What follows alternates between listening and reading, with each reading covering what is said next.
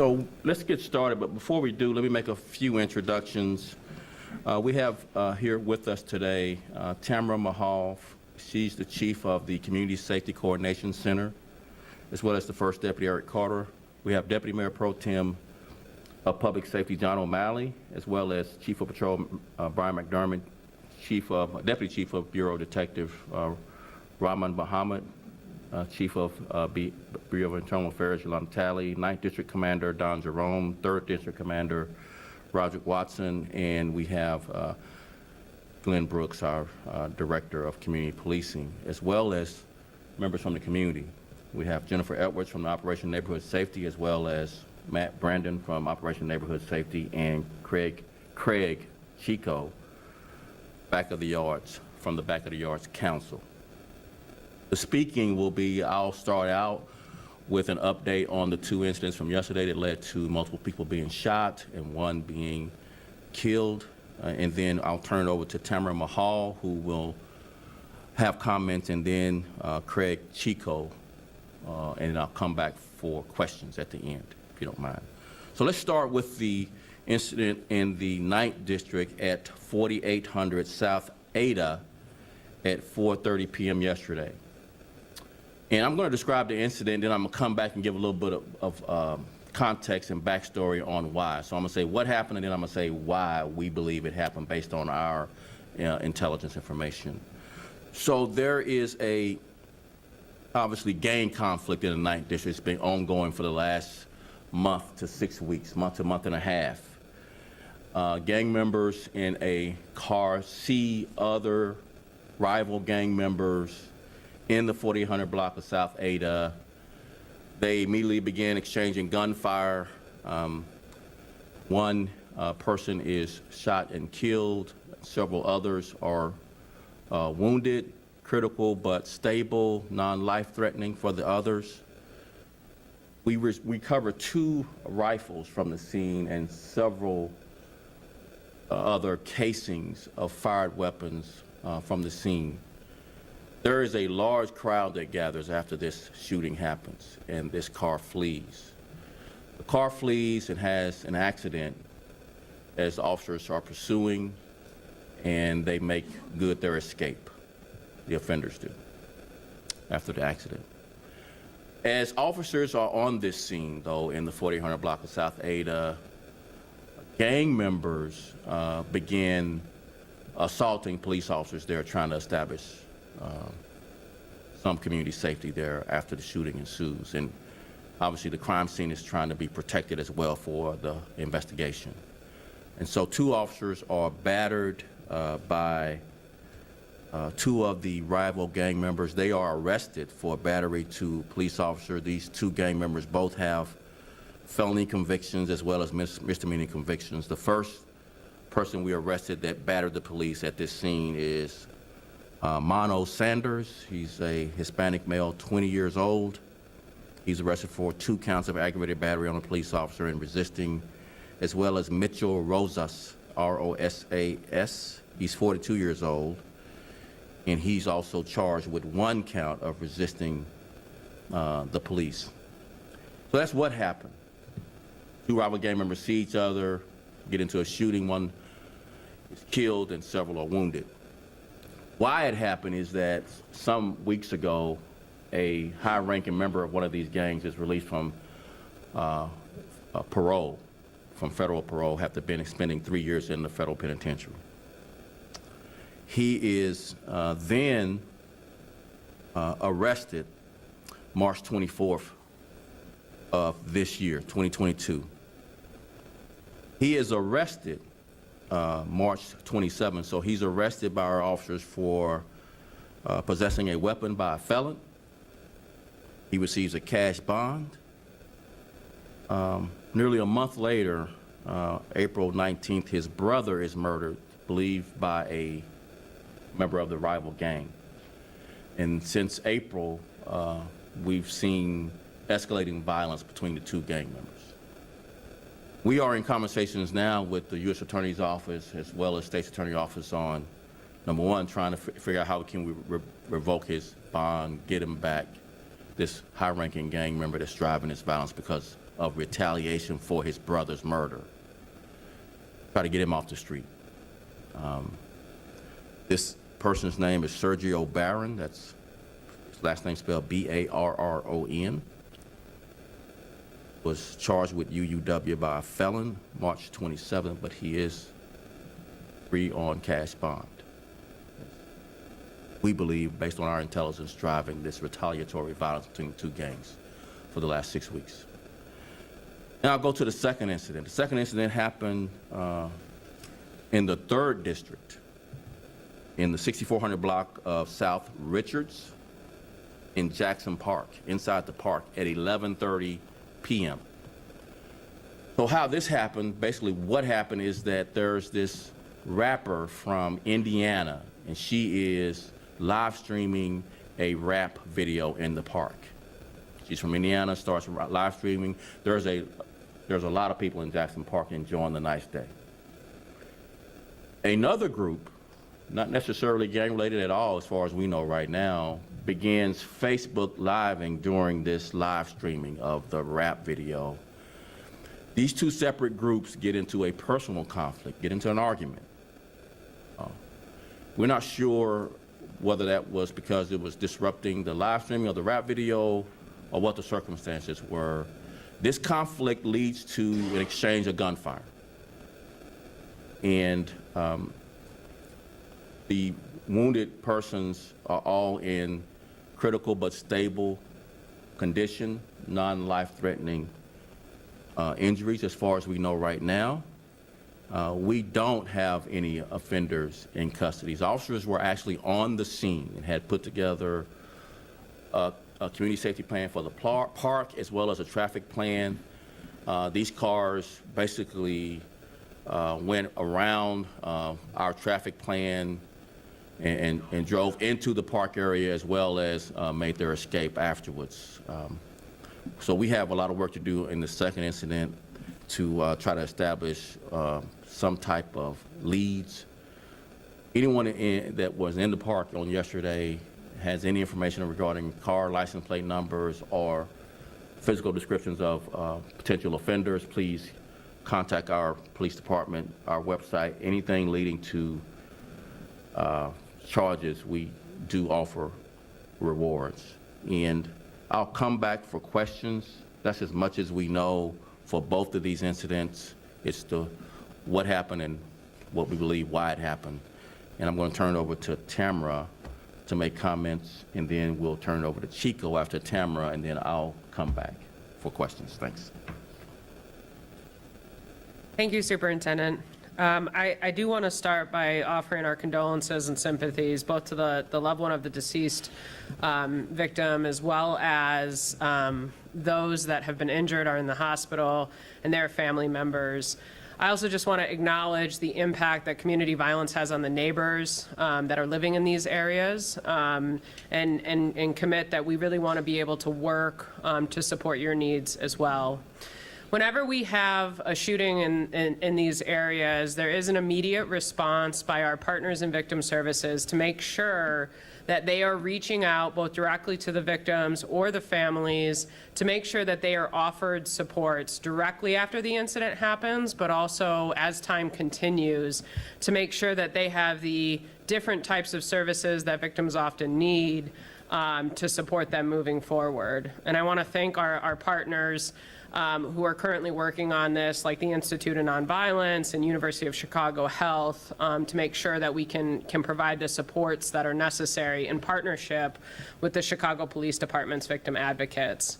The Community Safety Coordination Center is really built to serve community and make sure that when not just these things happen, but also in longer-term violence prevention strategies, we're able to come behind and support the community organizations that are on the ground and providing supports to the family members, but also, as mentioned, the neighbors in these areas. And as a result, while we've already been working with community organizations in the South Shore area, as well as back of the yards, we are doing outreach right now to determine if there are additional supports that the city can provide to make sure that we are addressing the trauma and other needs that might be experienced as a result of these incidents. And with that, I'm going to turn it over to Craig Chico if he'd like to come up and provide a couple words. Good morning. Thank you, Tamara. As the superintendent stated, backyard is unfortunately the geography that experiences this type of gang violence quite often, and historically goes back decades.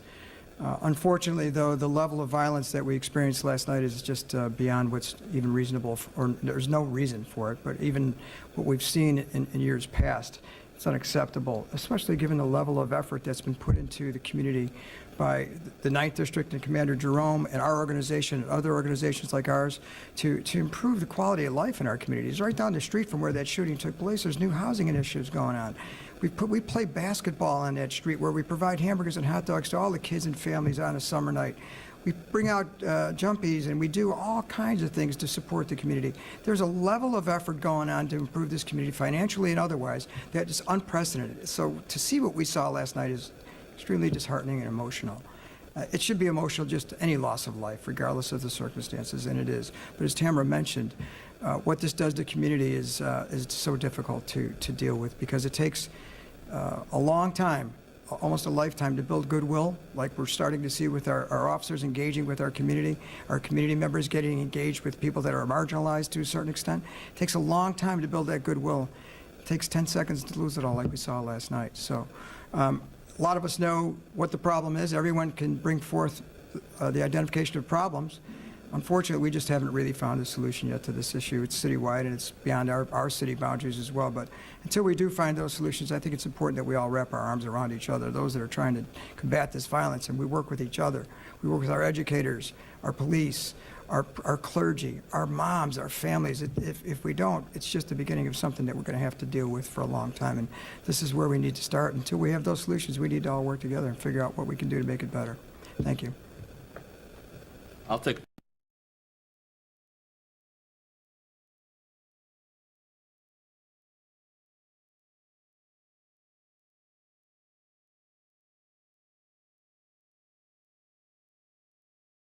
Yes. One group. We're not sure who were the initial shots, where they precipitated, but both, it ended up being with an exchange of gunfire. But one group obviously began arguing with the other. Regardless, it's senseless. No excuse for it. It's unacceptable, as Chico said, and we marshaling all our resources to try to identify these offenders. We need public help from those who might have been there and seen something that they need to share with us, please, whether it's a car license plate, partial plate, or an offender description. Any other questions? Yes.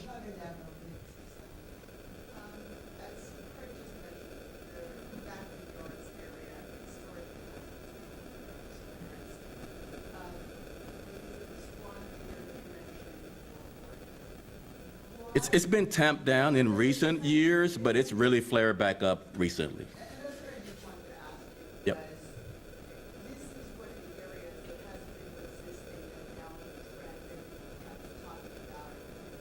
That's right. What is it about this area that makes it so difficult to really break that level of violence down? What is different from this area? I think Tamara alluded to it. If we talk about what's been working this year, it's been this whole of government approach. And it's a similar approach that we did for COVID, where it's public health approach, like the diagnosis and trying to add some prescriptions if you talk in, medical lingo. Some of the prescriptions have been this support system, this social service support system that you see in the 55 beats that's seeing dramatic declines, 30+% declines in many of these areas, but it's not policing only. In this area, we need to add more capacity for the support system. And that's going to be likely across the board in the city, that the capacity to deal with various conflicts in the community, whether they're gang-related or just personal conflicts, is going to be the recipe or the prescription for similar declines that we see. We know that the police-only effort likely fails, but has a short-term win, but requires a lot of police resources and really is not sustainable. We are seeing sustained reductions when we have a whole of government approach similar to how we did with COVID, and we have the support system from street outreach, other neighborhood organizations that support us and work together with police to do many of the long-term solutions, around poverty, affordable housing, transportation, jobs, education, and mental health and drug treatment with policing. So it's not one or the other, it's policing, strong enforcement. We are going to go after these gangs that's driving the violence in the 9th District. We're going to do that. But we also need to add the capacity on the other side of this that's really driven down violence across the city and the areas where we focus this effort. More street outreach, more violence interrupters, more case management around some of the symptoms that we see. I don't know, Tamara, if you want to add to that. Yeah, I think to that point, the city has been working with violence prevention organizations across the board to really look at where we do need to increase capacity for those supports. We are aware that back of the yards does need increased support and capacity, and we're working on exploring some solutions there. In conversations with violence prevention organizations, they've pointed to what we just saw. Returning citizens are having an impact on existing peace agreements. But also they've pointed out the fact that we have a lot of members out there that have experienced trauma and there hasn't been a lot of time to heal, and so it's just flaring up old wounds. So we're also looking at how we can explore options to support better trauma supports in that community, also South Shore, but the other ones that we're working in as well, to make sure that on the preventative side, we can provide more support, knowing that that's what's been successful previously in support of our community organizations. Any questions? Yeah. Let me get someone who hadn't asked, and I'll get with you with a follow-up. Yes.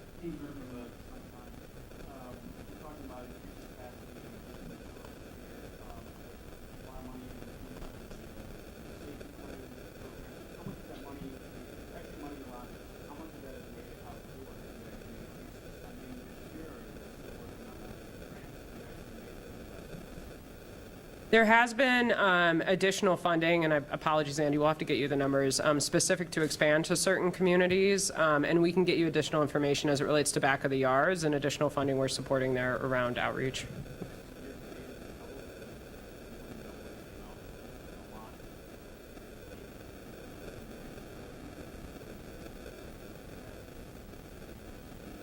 The city has existing contracts in place that last through September, and so it just happens to be on the financial cycle. It's the same amount year-to-date that we would have expended in the later part of last year for street outreach. That being said, I do want to comment on new influx of funding from our other governmental partners at the state and the county that we are starting to see start to roll out, and we're hoping that has a significant impact. And so we'll get you the specific numbers on the city's investments, but just based on that September to September, we'll be allocating funds later on this year. Thanks. Before I take the last question here, I just really do want to emphasize, our police officers did their job. They took a gun off the street off a felon who had a violent history. That felon got a cash bond. The risk assessment on violent offenders by our judges needs to get better. I'll say that one more time. The risk assessment of violent offenders need to get better by our judges in making the decisions to release these people back to the community, because they can drive not just violence but retaliatory violence, which is much more destructive in the community because it has no end. That once you retaliate, then the other group retaliates back. So this should be a person held in jail when we caught him with a gun back a few months ago, and we wouldn't have had some of the issues that we're having. And so, the last question. I know it's not unusual for officers to have crowds turn on them, but it seems unusual that you're actually physically fighting. So I would characterize it differently. Gangsters, these were gang members that turned on us, not the community, not the crowds. These were gangsters that fought the police, and now they're arrested and charged with battery to the police. Thank you all so much. I really appreciate it. Take care.